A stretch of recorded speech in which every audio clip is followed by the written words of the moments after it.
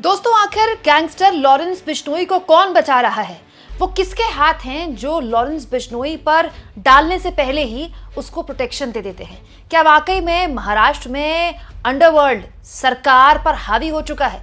ऐसे कई सवाल हैं जो विपक्षी भी उठा रहे हैं और मीडिया में इस तरह की खबरें भी उड़ रही हैं, जिसके बाद विपक्ष के न केवल आरोप तंग हो गए हैं बल्कि इसको लेकर भी अब चर्चाएं शुरू हो गई हैं कि लॉरेंस बिश्नोई से पूछताछ आखिर मुंबई पुलिस क्यों नहीं कर सकती। दोस्तों, जब से एनसीपी के बड़े नेता बाबा सिद्दीकी की हत्या हुई और निर्मम हत्या के बाद लॉरेंस बिश्नोई गैंग ने उनकी हत्या की जिम्मेदारी ली, तब से लॉरेंस बिश्नोई ये एक नाम अब देश का बच्चा बच्चा जानने लगा है। दोस्तों, क्राइम की दुनिया में जो नाम दाऊद इब्राहिम ने दशकों में कमाया था, आज सोशल मीडिया का जमाना ऐसा है कि लॉरेंस बिश्नोई ने वो बाबा सिद्दीकी की हत्या करने की जिम्मेदारी लेकर कमा लिया है। लेकिन आज सवाल ये नहीं है। सवाल ये है दोस्तों कि लॉरेंस बिश्नोई से मुंबई पुलिस पूछताछ क्या नहीं कर पाएगी? सोचिए, इतना हाई प्रोफाइल हत्याकांड जिसकी जिम्मेदारी खुद लॉरेंस बिश्नोई गैंग ने ली है।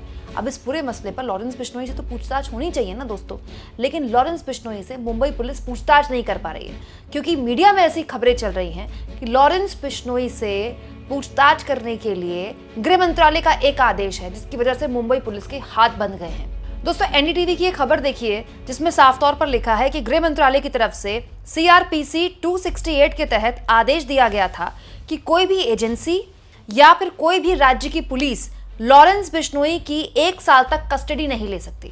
मतलब 1 साल तक ना तो लॉरेंस बिश्नोई से कोई पुलिस पूछताछ कर सकती है, ना उनकी कस्टडी ले सकती है, यहाँ तक कि कोई एजेंसी भी उनसे पूछताछ नहीं कर सकती। दोस्तों, इस मामले में साफ तौर पर लिखा है कि पहला आदेश 30 अगस्त 2023 को दिया गया था।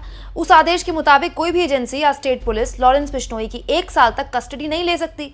इसके पीछे की वजह थी कि उसे जेल से लाने और ले जाने में कानून व्यवस्था बिगड़ सकती है। मतलब आप सोचिए दोस्तों, हमारा देश इतना महान, इतना बड़ा है, विश्व लेवल का हमारा देश है। हमारे देश में किसी एक गैंगस्टर को लाने ले जाने में क्या इतना खतरा हो सकता है? मतलब लॉरेंस बिश्नोई को कस्टडी में राज्य सरकार, कोई भी राज्य सरकार, वही महाराष्ट्र की पुलिस तो अव्वल दर्जे की मानी जाती है, बहुत शानदार पुलिस मानी जाती है महाराष्ट्र की पुलिस। यहाँ पर ये वजह बताई गई है कि क्योंकि लॉरेंस बिश्नोई को कस्टडी में लाने ले जाने में बहुत सुरक्षा का तंत्र लग जाएगा और सुरक्षा का खतरा पैदा हो जाएगा, इसलिए लॉरेंस बिश्नोई को 1 साल तक ना तो कोई एजेंसी उनसे पूछताछ कर सकती है और ना ही कोई उन्हें कस्टडी में ले सकती है। अच्छा, एक बात बताइए, 1 साल बाद भी तो यही दिक्कत होगी। लॉरेंस बिश्नोई जिस तरह से गुजरात की साबरमती जेल में बंद होकर पूरी दुनिया भर में अपना नेटवर्क चला रहा है और दुनिया भर में भारत की थू-थू हो रही है, तो दोस्तों अगले 1 साल में तो लॉरेंस बिश्नोई का नाम अपराध की दुनिया में और बड़ा हो जाएगा।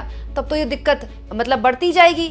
इसके साथ लॉरेंस बिश्नोई की सुरक्षा को लेकर तो लगातार हमेशा ही दिक्कत रहेगी। तो क्या कभी कोई एजेंसी या राज्य की पुलिस लॉरेंस बिश्नोई से पूछताछ ही नहीं कर सकती? सोचिए दोस्तों, कितना अजब गजब खेल है ये कि एक आदमी का गैंग इतने हाई प्रोफाइल केस में एक मर्डर को अंजाम दे रहा है और मुंबई पुलिस उनसे पूछताछ नहीं कर सकती। हालांकि ये बात सही है दोस्तों कि कस्टडी में नहीं ले सकती पुलिस, लेकिन एजेंसियां पूछताछ तो कर सकती हैं। तो पूछताछ गुजरात जाके कर ले मुंबई पुलिस।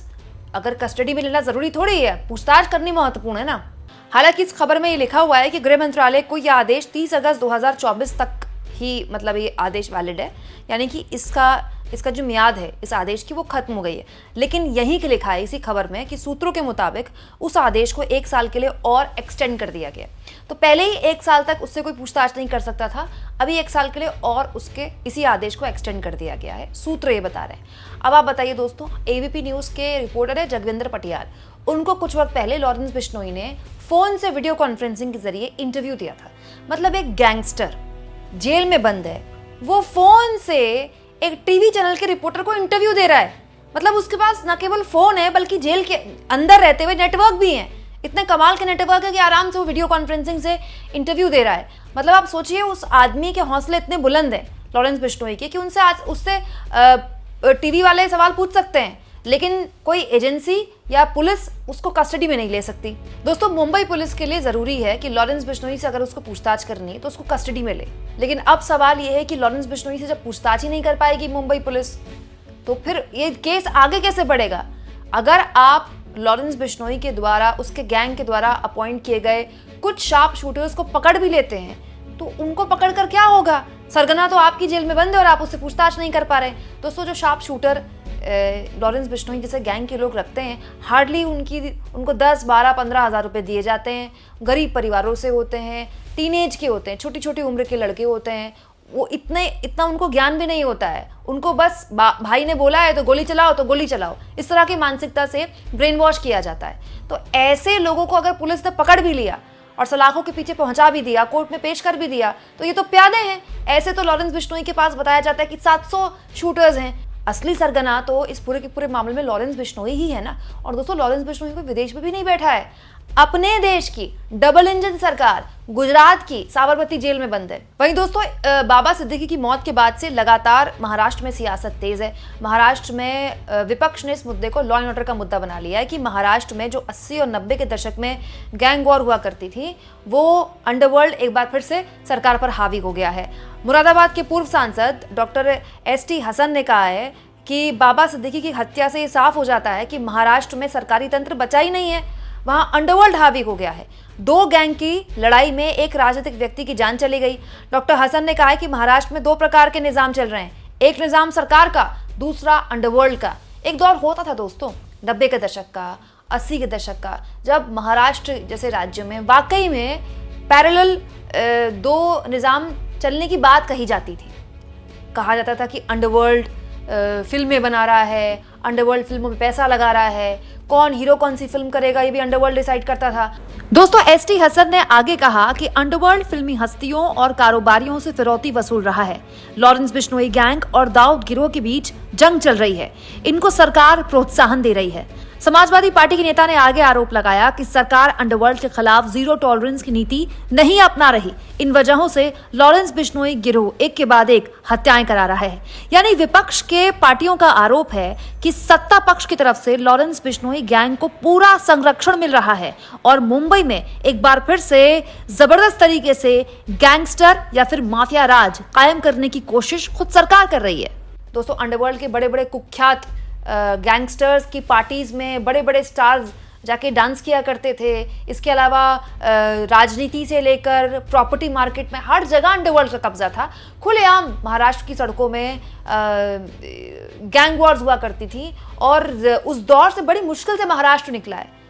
खास तौर पर मुंबई ने अपने आप को उस दौर से बहुत मुश्किल से निकाला है। आज मुंबई भारत की सबसे सेफ शहरों में से एक है।